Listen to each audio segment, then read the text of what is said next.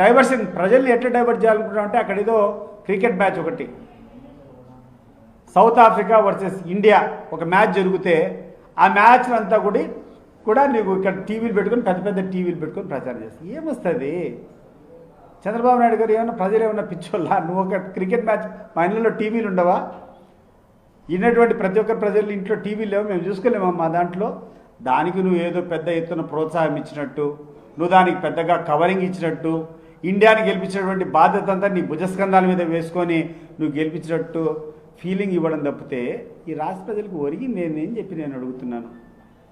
నీ యొక్క పర్ఫార్మెన్స్ అత్యంత దారుణంగా, అత్యంత వీక్ పర్ఫార్మెన్స్ ఎవరిదంటే చంద్రబాబు నాయుడు గారిదే. ఇంతవరకు ఈ ప్రభుత్వం ఇంత వీక్ పర్ఫార్మెన్స్ చూస్తే ప్రజలను అడిగితే చెప్తారు. వీకెస్ట్ పర్ఫార్మెన్స్ ఏంటంటే ఈయనదే. కానీ ఈయన యొక్క ప్రాపగండా చూస్తే మాత్రం ఇంకా ప్రపంచం అంతా ఈయనే తీసుకొని వచ్చినటువంటిది. ప్రపంచ కప్పు ఈయనే గెలిపించినాడు, ప్రపంచంలో ఉండేటువంటి బెనిఫిట్లంతా ఈయనే చేసినాడు, జిఎస్టీ ఈయనే తగ్గించినాడు,